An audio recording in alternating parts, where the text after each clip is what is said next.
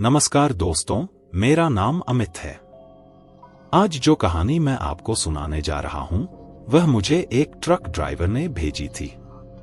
उसने कहा था कि अगर मैं उसका नाम बदल दूं तो वह पूरी घटना बताने को तैयार है। इसलिए इस कहानी में मैं उसे रवि नाम से बुलाऊंगा। रवि पिछले 18 सालों से ट्रक चला रहा था। उसने राजस्थान के रेगिस्तान से लेकर कश्मीर की बर्फीली सड़कों तक हर तरह के रास्ते देखे थे। लेकिन 2022 की एक रात उसके साथ जो हुआ, उसने उसे हमेशा के लिए बदल दिया। यह घटना मध्य भारत के एक पुराने राष्ट्रीय राजमार्ग पर हुई थी।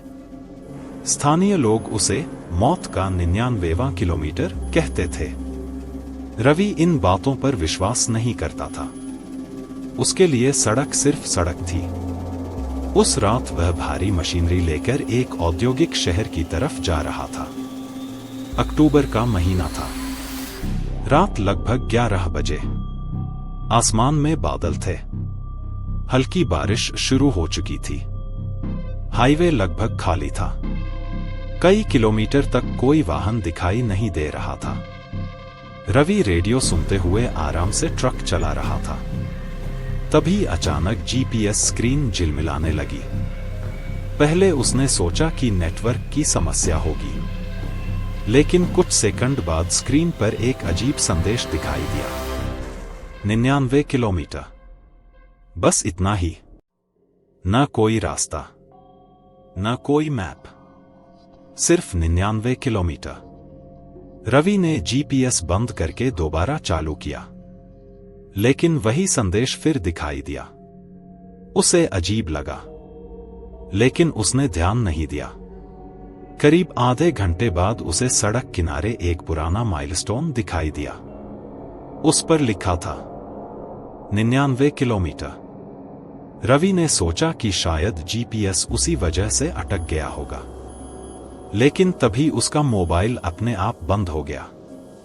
रेडियो भी बंद हो गया और ट्रक के केबिन में एक अजीब सन्नाटा छा गया। बाहर सिर्फ बारिश की आवाज थी। कुछ मिनट बाद उसने सड़क के किनारे एक आदमी को देखा। वह काले रेनकोट में खड़ा था। उसका चेहरा दिखाई नहीं दे रहा था। वह बस सड़क की तरफ देख रहा था। रवि उसके पास से निकल गया, लेकिन करीब 2 किलोमीटर आगे जाने के बाद वही आदमी फिर दिखाई दिया। उसी रेनकोट में, उसी मुद्रा में। रवि का माथा ठनका। यह संभव नहीं था।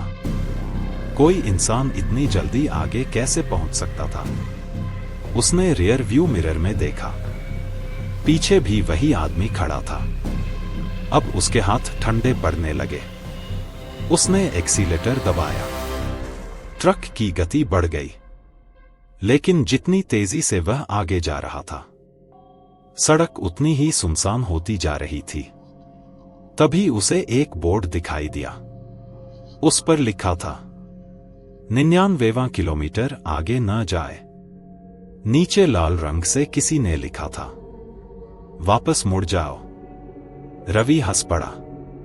उसे लगा किसी ने मजाक किया होगा, लेकिन जैसे ही वह बोर्ड पार करके आगे बढ़ा, बारिश अचानक बंद हो गई।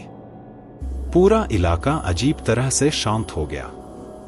इतना शांत कि ट्रक के इंजन की आवाज भी अलग लग रही थी। फिर उसे सड़क के बीचों बीच एक बस दिखाई दी। पुरानी, जंग लगी हुई बस। उसकी सारी खिड़कियां टूटी हुई थी। बस बिल्कुल बीच सड़क पर खड़ी थी। रवि ने ट्रक रोका, हॉर्न बजाया। कोई प्रतिक्रिया नहीं। वह नीचे उतरा, बस के पास गया। दरवाजा आधा खुला हुआ था। उसने टॉर्च अंदर डाली। सीटों पर धूल जमी हुई थी। ऐसा लग रहा था जैसे वर्षों से कोई अंदर नहीं आया। लेकिन तभी बस के सबसे पीछे वाली सीट पर किसी ने सिर उठाया। रवि का दिल रुकते रुकते बचा। एक बूढ़ी औरत, सफेद बाल, झुर्रियों भरा चेहरा और पूरी तरह काली आंखें। वह धीरे धीरे मुस्कुराई। रवि पीछे हट गया। उसने दोबारा टॉर्च डाली। सीट खाली थी, कोई नहीं था। डर के बावजूद वह वापस ट्रक की तरफ भागा, लेकिन ट्रक तक पहुंचकर उसके पैरों तले जमीन खिसक गई। ट्रक के दरवाजे पर कीचड़ से एक संख्या लिखी थी, 99। रवि ने घबराकर आसपास देखा। कोई नहीं था, सिर्फ अंधेरा। और तभी उसके कान के पास किसी ने फुसफुसाया, अब तुम भी यहां फंस गए हो। रवि तेजी से पलटा, लेकिन वहां कोई नहीं था। उसकी सांसें तेज हो गईं। वह तुरंत ट्रक में बैठा और इंजन स्टार्ट कर दिया। ट्रक आगे बढ़ गया, लेकिन कुछ मिनट बाद उसने देखा कि सड़क के दोनों तरफ लगे माइलस्टोन पर बार बार एक ही संख्या लिखी हुई थी, 99 किलोमीटर, 99 किलोमीटर, 99 किलोमीटर, 99 किलोमीटर। जैसे सड़क आगे बढ़ ही नहीं रही थी, जैसे वह एक ही जगह घूम रहा हो। और तभी उसे दूर अंधेरे में दर्जनों हेडलाइट्स दिखाई दी। पहले उसे लगा कि सामने से वाहनों का काफिला आ रहा है, लेकिन जैसे जैसे वे पास आईं, रवि का खून जमने लगा। वे हेडलाइट्स हवा में तैर रही थी। उनके नीचे कोई वाहन नहीं था, सिर्फ रोशनी जो सीधी उसकी तरफ बढ़ रही थी। और उसी पल ट्रक का इंजन बंद हो गया, अंधेरी सड़क के बीचों बीच, और सामने की सारी हेडलाइट्स एक साथ रुक गईं, मानो वे उसका इंतजार कर रही हों। रवि की आंखें सामने जमी हुई थी। हाईवे के बीचों बीच उसका ट्रक बंद खड़ा था, और दूर अंधेरे में दर्जनों हेडलाइट्स हवा में तैर रही थी। कुछ सेकंड तक सब कुछ शांत रहा। फिर अचानक एक एक करके सारी हेडलाइट्स उसकी तरफ बढ़ने लगीं। रवि ने घबराकर चाबी घुमाई, लेकिन इंजन स्टार्ट नहीं हुआ। दूसरी बार कोशिश की, फिर भी नहीं। अब हेडलाइट्स और करीब आ चुकी थी। उनकी रोशनी में सड़क चमक रही थी, लेकिन वहां कोई वाहन नहीं था, सिर्फ रोशनी। ऐसा लग रहा था जैसे अदृश्य गाड़ियां उसकी तरफ दौड़ रही हों। रवि के माथे पर पसीना आ गया। उसने तीसरी बार चाबी घुमाई। इस बार इंजन स्टार्ट हो गया। उसने तुरंत एक्सीलेटर दबा दिया। ट्रक पूरी ताकत से आगे भागा। पीछे मुड़कर देखने की हिम्मत उसने नहीं की। करीब 10 मिनट तक वह लगातार चलता रहा। फिर अचानक सड़क के किनारे एक ढाबा दिखाई दिया। उस ढाबे की पीली रोशनी दूर से ही नजर आ रही थी। रवि को राहत मिली। कम से कम वहां इंसान तो होंगे। उसने ट्रक ढाबे के सामने रोका, लेकिन नीचे उतरते ही उसे कुछ अजीब महसूस हुआ। ढाबे में बिल्कुल सन्नाटा था। न कोई ग्राहक, न कोई ट्रक, न कोई आवाज। फिर भी चूल्हे में आग जल रही थी, और एक मेज पर ताजा खाना रखा हुआ था, मानो कोई अभी अभी उठकर गया हो। रवि धीरे धीरे अंदर गया। कोई है? उसने आवाज लगाई। कोई जवाब नहीं मिला। तभी उसकी नजर दीवार पर टंगी एक पुरानी तस्वीर पर गई। तस्वीर में ढाबे के सामने कई ट्रक खड़े थे, और उनके बीच एक आदमी मुस्कुरा रहा था। रवि की सांस अटक गई। वह आदमी बिल्कुल उसी काले रेनकोट वाले व्यक्ति जैसा दिख रहा था जिसे उसने सड़क पर देखा था। तभी पीछे से आवाज आई, रात को यहां रुकना नहीं चाहिए। रवि तेजी से पलटा। उसके पीछे लगभग 70 साल का एक बूढ़ा खड़ा था। सफेद दाढ़ी, धंसी हुई आंखें, और हाथ में लालटेन। रवि ने राहत की सांस ली। कम से कम कोई इंसान तो था। उसने बूढ़े को पूरी घटना बताई। 99 किलोमीटर वाला बोर्ड, रेनकोट वाला आदमी, तैरती हेडलाइट्स, सब कुछ। बूढ़ा चुपचाप सुनता रहा। फिर धीरे से बोला, तुम्हें वापस मुड़ जाना चाहिए। रवि ने पूछा। क्यों? बूढ़े ने जवाब दिया। क्योंकि तुम उस रास्ते पर पहुंच चुके हो जहां से हर कोई वापस नहीं आता। रवि के चेहरे का रंग उड़ गया। बूढ़े ने लालटेन मेज पर रखी। फिर बोला, करीब 30 साल पहले इसी हाईवे पर एक भयानक दुर्घटना हुई थी। घना कोहरा था। एक यात्री बस, 3 ट्रक और एक तेल का टैंकर आपस में टकरा गए थे। आग इतनी भयानक लगी कि दर्जनों लोग जिंदा जल गए। उनमें से कई लोगों की पहचान तक नहीं हो पाई। रवि चुपचाप सुनता रहा। बूढ़ा आगे बोला, उस दुर्घटना के बाद से 99वां किलोमीटर अभिशप्त माना जाता है। जो लोग रात में वहां पहुंचते हैं, उनमें से कुछ कभी वापस नहीं लौटते। रवि को यह सब अंधविश्वास लगा, लेकिन जो कुछ वह देख चुका था, उसके बाद पूरी तरह इनकार भी नहीं कर पा रहा था। तभी ढाबे के बाहर से किसी के कदमों की आवाज आई। ठक ठक ठक, जैसे कोई भारी जूते पहनकर चल रहा हो। रवि और बूढ़ा दोनों बाहर देखने लगे, लेकिन वहां कोई नहीं था। फिर आवाज दूसरी तरफ से आने लगी। ठक ठक ठक, और इस बार पहले से ज्यादा करीब। रवि ने देखा कि उसका ट्रक हल्का हल्का हिल रहा था, मानो कोई पीछे से उसे धक्का दे रहा हो। वह दौड़कर ट्रक के पास पहुंचा, लेकिन वहां कोई नहीं था। तभी उसकी नजर ट्रक के पीछे गई और उसके शरीर में सिहरन दौड़ गई। कीचड़ पर दर्जनों पैरों के निशान बने हुए थे, छोटे बड़े, मर्दों के और बच्चों के भी। ऐसा लग रहा था जैसे बहुत सारे लोग ट्रक के चारों तरफ घूम रहे हों, लेकिन वहां कोई दिखाई नहीं दे रहा था। रवि घबराकर पीछे हटा। तभी अचानक एक बच्चे की हंसी सुनाई दी, एकदम पास से। खिलखिल खिलखिल। रवि ने टॉर्च घुमाई। कुछ नहीं, सिर्फ अंधेरा, लेकिन हंसी लगातार गूंज रही थी। फिर अचानक बंद हो गई। ढाबे वाला बूढ़ा तेजी से उसके पास आया। उसने कहा, अब देर हो चुकी है, वे तुम्हें देख चुके हैं।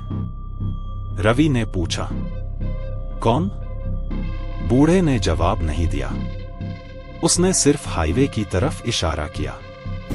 रवि ने उधर देखा और उसकी रूह कांप गई। सड़क पर दर्जनों लोग खड़े थे, काले साए, सभी एक लाइन में। सभी उसकी तरफ देख रहे थे, लेकिन उनके चेहरे दिखाई नहीं दे रहे थे। रवि ने पलक झपकी और अगले ही पल सड़क खाली थी। कुछ भी नहीं था। रवि का गला सूख गया। उसने बूढ़े से कहा, मैं अभी यहां से निकल रहा हूं। बूढ़ा कुछ सेकंड तक उसे देखता रहा, फिर बोला, अगर आगे जाना है तो याद रखना, रात के ठीक 3:17 पर किसी भी हालत में ट्रक मत रोकना। चाहे कुछ भी दिखाई दे, चाहे कोई मदद मांगे, चाहे कोई तुम्हारा नाम लेकर पुकारे। रवि कुछ पूछ पाता उससे पहले ही ढाबे की सारी लाइटें बुझ गईं। पूरा इलाका अंधेरे में डूब गया। जब उसने टॉर्च जलाई तो बूढ़ा गायब था। ढाबा खाली था, और सबसे डरावनी बात, चूल्हा भी ठंडा पड़ा था, मानो वर्षों से वहां कोई आया ही न हो। रवि का दिल जोर जोर से धड़कने लगा। वह भागकर ट्रक में बैठा, इंजन स्टार्ट किया और हाईवे पर निकल पड़ा। घड़ी में समय था रात के 3:05, यानी 3:17 होने में सिर्फ 12 मिनट बाकी थे। और उसे बूढ़े की आखिरी बात बार बार याद आ रही थी, 3:17 पर ट्रक मत रोकना। रवि ने ट्रक की रफ्तार बढ़ा दी। ढाबे की घटना उसके दिमाग में बार बार घूम रही थी। घड़ी में रात के 3:08 हो चुके थे। बूढ़े की चेतावनी उसके कानों में गूंज रही थी। 3:17 पर ट्रक मत रोकना। हाईवे पर दूर दूर तक कोई वाहन नहीं था, सिर्फ ट्रक के इंजन की आवाज और अंधेरा। रात के 3:10, रात के 3:11, रात के 3:12। समय धीरे धीरे आगे बढ़ रहा था। तभी ट्रक का रेडियो अपने आप चालू हो गया। उसमें से तेज खरखराहट आने लगी। फिर अचानक एक महिला की आवाज सुनाई दी, रवि। रवि का दिल धड़क उठा। उसने तुरंत रेडियो बंद कर दिया। लेकिन कुछ सेकंड बाद रेडियो फिर चालू हो गया। इस बार आवाज और साफ थी, रवि बेटा। उसके हाथ कांप गए। यह आवाज उसकी मां की थी, लेकिन उसकी मां की मौत 4 साल पहले हो चुकी थी। उसने घबराकर रेडियो का तार खींच दिया। फिर भी आवाज आती रही, रवि रुक जा, मुझे मदद चाहिए। अब आवाज ट्रक के अंदर से आ रही थी, मानो कोई पीछे की सीट पर बैठा हो। रवि ने पीछे देखने की हिम्मत नहीं की। उसने सिर्फ सड़क पर नजरें जमा ली। घड़ी में रात के 3:15 हुए। तभी सामने सड़क पर एक महिला दिखाई दी, सफेद साड़ी में, बारिश से भीगी हुई। वह सड़क के बीचों बीच खड़ी थी। रवि की सांस रुक गई। वह उसकी मां जैसी दिख रही थी, बिल्कुल वैसी ही। वही चेहरा, वही आंखें, वही मुस्कान। महिला ने हाथ उठाकर ट्रक रोकने का इशारा किया। रवि के पैर ब्रेक पर जाने लगे। लेकिन तभी उसे बूढ़े की बात याद आई, चाहे कोई मदद मांगे, ट्रक मत रोकना। महिला अब रो रही थी, रवि बेटा, मुझे छोड़कर मत जा। रवि की आंखों में आंसू आ गए, लेकिन उसने ब्रेक नहीं दबाया। ट्रक सीधे महिला की तरफ बढ़ गया। आखिरी पल में महिला का चेहरा बदल गया। उसकी आंखें काली हो गईं, मुंह असामान्य रूप से बड़ा हो गया, और वह एक भयानक चीख के साथ गायब हो गई। उसी समय घड़ी ने रात के 3:17 दिखाया। पूरा ट्रक जोर से हिल गया, मानो किसी ने उसे पीछे से टक्कर मारी हो। लेकिन सड़क पर कोई वाहन नहीं था। अचानक जीपीएस स्क्रीन अपने आप चालू हो गई। मैप गायब था। सिर्फ एक नया रास्ता दिखाई दे रहा था, और नीचे लिखा था, देवगढ़ गांव 2 किलोमीटर। रवि चौंक गया। वह इस रूट पर कई बार आ चुका था। यहां कोई देवगढ़ गांव नहीं था। फिर भी जीपीएस उसी दिशा में जाने का निर्देश दे रहा था। कुछ मिनट बाद उसे एक टूटा हुआ बोर्ड दिखाई दिया। उस पर धुंधले अक्षरों में लिखा था, देवगढ़ में आपका स्वागत है। रवि के शरीर में सिहरन दौड़ गई। हाईवे अचानक एक संकरी सड़क में बदल चुका था। दोनों तरफ पुराने बरगद के पेड़ खड़े थे। हवा एकदम शांत थी। यह जगह किसी और दुनिया जैसी लग रही थी। करीब 5 मिनट बाद दूर कुछ घर दिखाई दिए। पुराने मिट्टी के घर, टूटी दीवारें, जंग लगे दरवाजे। लेकिन सबसे अजीब बात, गांव में एक भी इंसान दिखाई नहीं दे रहा था। फिर भी कई घरों में दिए जल रहे थे। रवि धीरे धीरे ट्रक आगे बढ़ाता रहा। तभी उसकी नजर सड़क किनारे खड़े एक ट्रक पर गई।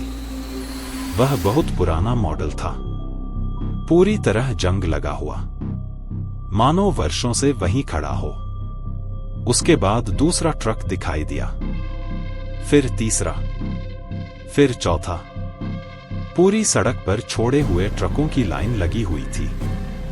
कुछ ट्रकों के शीशे टूटे हुए थे, कुछ के दरवाजे खुले थे, जैसे उनके ड्राइवर अचानक गायब हो गए हों। रवि का दिल तेजी से धड़कने लगा। तभी उसे एक ट्रक के दरवाजे पर कुछ लिखा दिखाई दिया। उसने टॉर्च मारी। लिखा था, अगर यह पढ़ रहे हो तो भाग जाओ। रवि के हाथ कांपने लगे। उसी समय दूर मंदिर की घंटी बजने लगी। टन टन टन। पूरे गांव में वह आवाज गूंज उठी और अचानक सभी घरों के दरवाजे एक साथ खुल गए। चर्रर चर्रर चर्रर। रवि ने चारों तरफ देखा। हर घर का दरवाजा खुल चुका था, लेकिन अंदर अंधेरा था। कोई दिखाई नहीं दे रहा था। फिर धीरे धीरे लोगों की परछाइयां दरवाजों पर दिखाई देने लगी। दर्जनों परछाइयां, सभी एक साथ उसकी तरफ देख रही थी। रवि का गला सूख गया। उसने ट्रक की स्पीड बढ़ा दी, लेकिन गांव खत्म होने का नाम नहीं ले रहा था। जितना आगे जाता, उतने ही नए घर दिखाई देते, मानो सड़क अंतहीन हो। तभी उसे दूर एक चौक दिखाई दिया। चौक के बीचों बीच एक पत्थर का स्तंभ खड़ा था। उस पर बड़े अक्षरों में लिखा था, स्वागत है उन लोगों का जो 99वें किलोमीटर से गुजरकर यहां पहुंचे हैं। रवि की सांस रुक गई। यानी यह गांव किसी तरह उस रहस्यमयी 99वें किलोमीटर से जुड़ा था।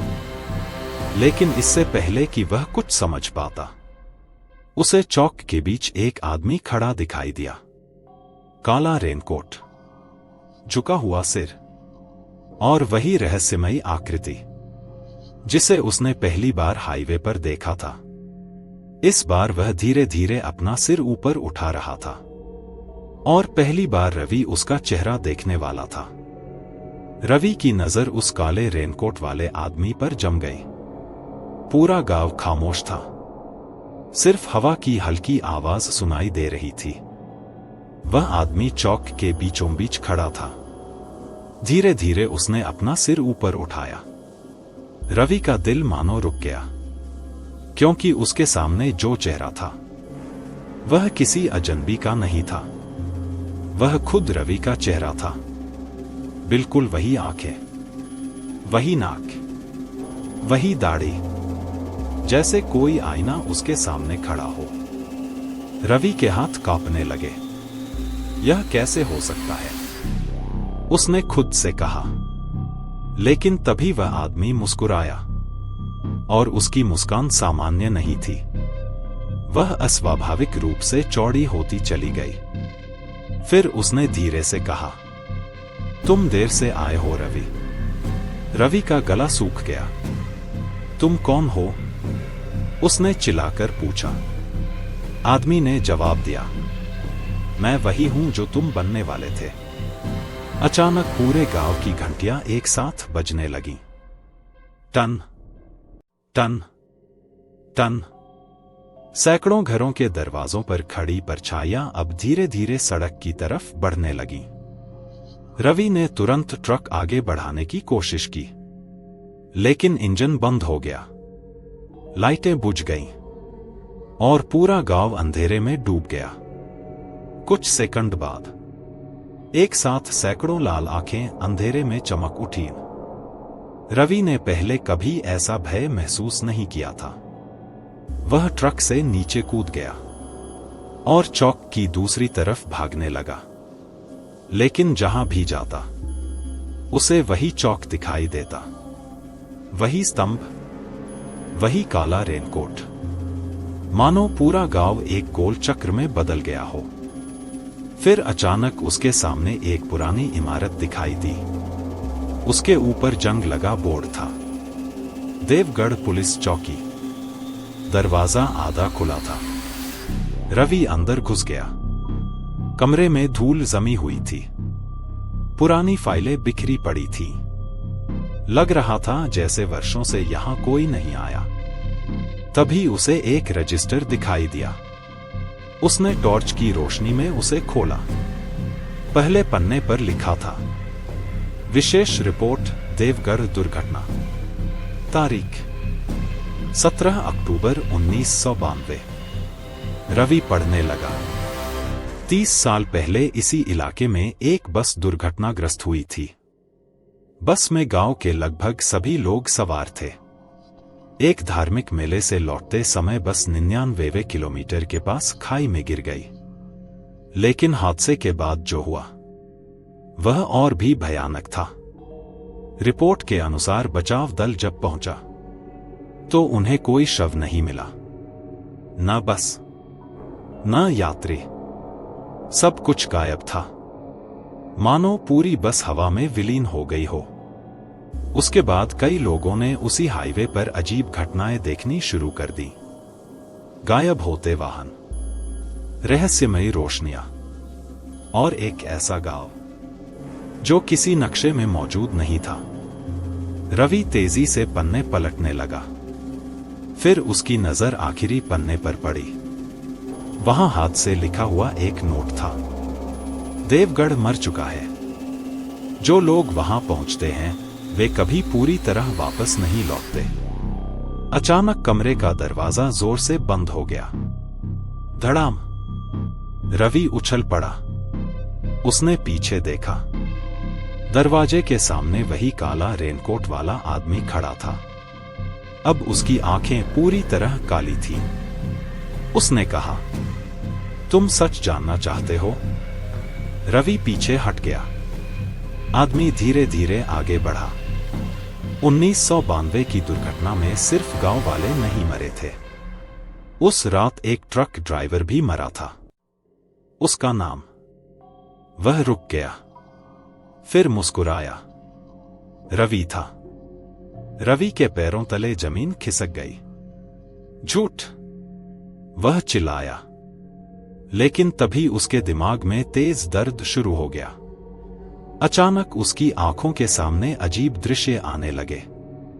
एक पुराना ट्रक, घना कोहरा, तेज ब्रेक और भयानक टक्कर। फिर आग, हर तरफ आग, चीखें, धुआं और अंधेरा। रवि घुटनों के बल गिर पड़ा। यादें उसके दिमाग में बिजली की तरह चमक रही थी। उसे एहसास हुआ कि वह जो जीवन याद करता है वह पूरा सच नहीं था। उसकी स्मृतियों में कुछ छिपा हुआ था। काला रेनकोट वाला आदमी उसके सामने बैठ गया। तुम हर कुछ वर्षों में यहां लौटते हो। तुम्हें याद नहीं रहता, लेकिन तुम भी उसी दुर्घटना का हिस्सा थे।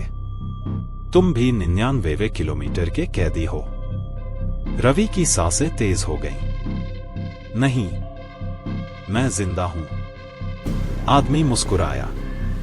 फिर उसने चौकी की खिड़की की तरफ इशारा किया। रवि ने बाहर देखा और उसका खून जम गया। बाहर दर्जनों ट्रक खड़े थे। हर ट्रक के पास एक ड्राइवर खड़ा था, लेकिन वे सभी धुंधले थे, भूत जैसे। और उनमें से एक बिल्कुल रवि जैसा दिख रहा था, उसी कपड़ों में, उसी चेहरे के साथ। रवि को समझ नहीं आ रहा था कि क्या वास्तविक है और क्या नहीं। तभी अचानक दूर कहीं से ट्रक के हॉर्न की आवाज आई। पा पा। वह आवाज लगातार बढ़ती जा रही थी। पूरी जमीन कांपने लगी। काला रेनकोट वाला आदमी अचानक गंभीर हो गया। उसने कहा, समय खत्म हो रहा है। या तो तुम यहीं रहोगे या वापस जाओगे, लेकिन कीमत चुकानी होगी। अगले ही पल पूरा गांव कांप उठा। सभी घर टूटने लगे। परछाइयां चीखने लगीं। आसमान लाल हो गया और रवि को दूर अपना ट्रक दिखाई दिया। वह पूरी ताकत से उसकी तरफ भागा। पीछे से सैकड़ों आवाजें उसका नाम पुकार रही थी। रवि, रवि, रवि। लेकिन इस बार उसने पीछे मुड़कर नहीं देखा। वह ट्रक तक पहुंचा, चाबी घुमाई, इंजन स्टार्ट हो गया और उसी क्षण पूरे गांव में भयानक चीख गूंज उठी। रवि ने एक्सीलेटर पूरी ताकत से दबा दिया। सामने घना सफेद प्रकाश दिखाई दिया और फिर सब कुछ गायब हो गया। जब रवि की आंख खुली तो सुबह हो चुकी थी। उसका ट्रक हाईवे के किनारे खड़ा था। पास में पुलिस की जीप थी। एक पुलिस वाला उसे पानी पिला रहा था। उसने बताया, तुम्हारा ट्रक रात को 99 किलोमीटर के पास खड़ा मिला था। तुम बेहोश पड़े थे। रवि ने चारों तरफ देखा। देवगढ़ गांव कहीं नहीं था। न चौकी, न परछाइयां, कुछ भी नहीं। लेकिन जब वह ट्रक में वापस बैठा तो उसकी नजर डैशबोर्ड पर पड़ी। वहां धूल में किसी ने उंगली से लिखा था, अगली बार फिर मिलेंगे। और उसके नीचे संख्या लिखी थी 99। सुबह का सूरज निकल चुका था। रवि अब भी ट्रक की सीट पर बैठा था। उसकी नजर डैशबोर्ड पर लिखे शब्दों पर टिकी हुई थी, अगली बार फिर मिलेंगे। और नीचे 99। उसके हाथ कांप रहे थे। पुलिस वालों ने कहा कि उसे आराम करना चाहिए, लेकिन उसके दिमाग में सिर्फ एक सवाल घूम रहा था, देवगढ़ सच था या सपना? वह पूरे दिन यही सोचता रहा। शाम तक उसने माल डिलीवर किया और घर लौट गया। कुछ दिन बाद जिंदगी सामान्य होने लगी, लेकिन एक बात बदल चुकी थी। अब हर रात उसे एक ही सपना आता था। वह खुद को उसी गांव में खड़ा देखता। चारों तरफ धुंध, दूर मंदिर की घंटियां और काला रेनकोट वाला आदमी। हर बार वह एक ही बात कहता, तुम वापस आओगे। पहले रवि ने इन सपनों को नजरअंदाज किया, लेकिन धीरे धीरे सपने और खतरनाक होते गए। कभी उसे लगता कोई उसके कमरे में खड़ा है, कभी रात में ट्रक का हॉर्न सुनाई देता, कभी खिड़की के बाहर कोई परछाई दिखाई देती। एक रात तो उसकी नींद अचानक खुल गई। कमरे में अंधेरा था, लेकिन उसे साफ महसूस हुआ कि कोई उसके बिस्तर के पास खड़ा है।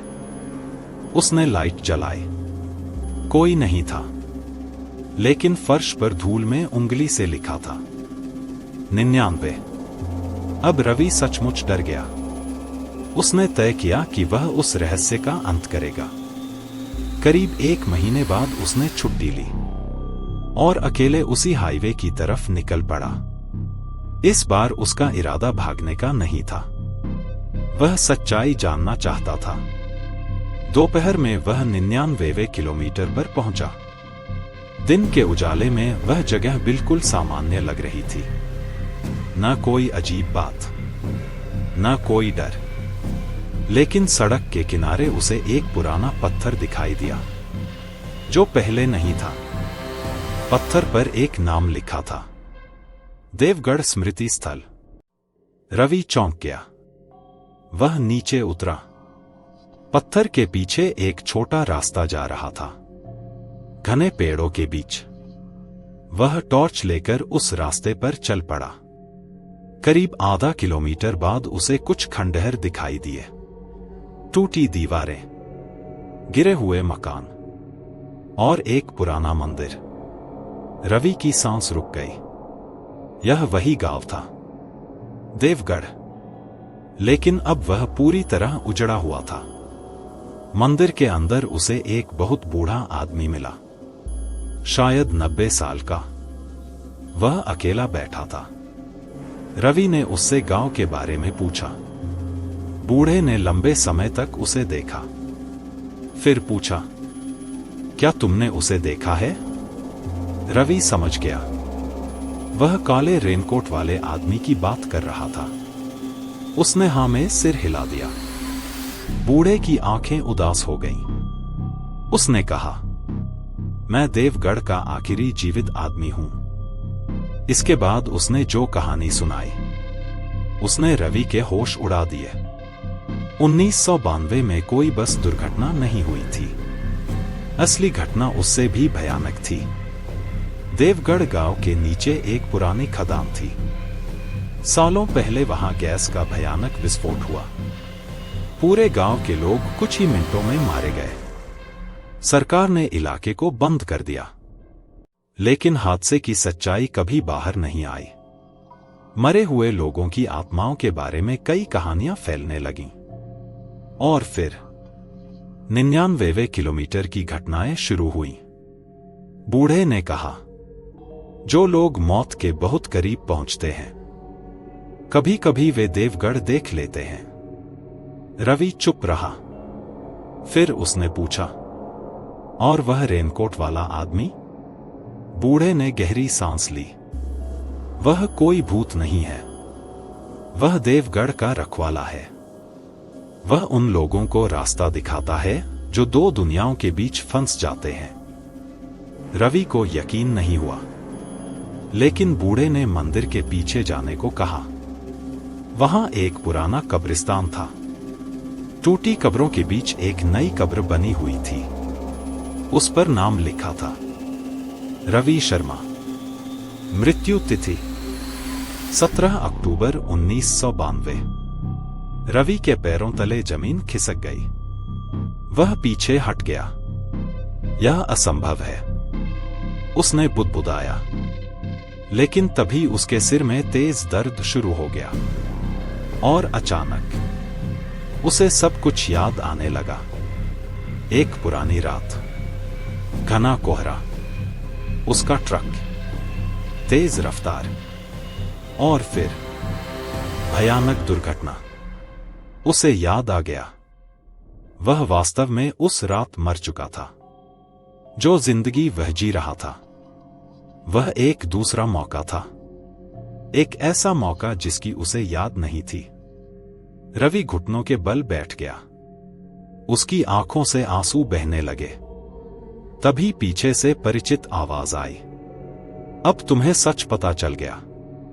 रवि ने मुड़कर देखा। काला रेनकोट वाला आदमी वहीं खड़ा था, लेकिन इस बार उसका चेहरा डरावना नहीं था। वह शांत था। आदमी मुस्कुराया। हर इंसान को दूसरा मौका नहीं मिलता। तुम्हें मिला था, अब फैसला तुम्हारा है।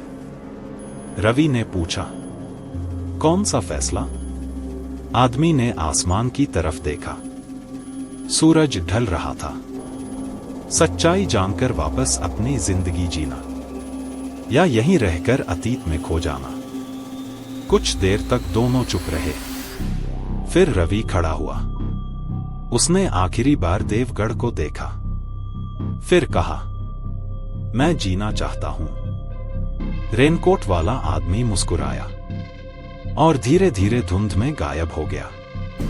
उसी पल मंदिर की घंटी बजी और कई वर्षों बाद पहली बार देवगढ़ पर छाई धुंध हटने लगी। रवि वापस हाईवे पर लौट आया। उसने कभी किसी को पूरी सच्चाई नहीं बताई। साल गुजर गए, लेकिन उसने दोबारा कभी 99वें किलोमीटर का रास्ता नहीं लिया।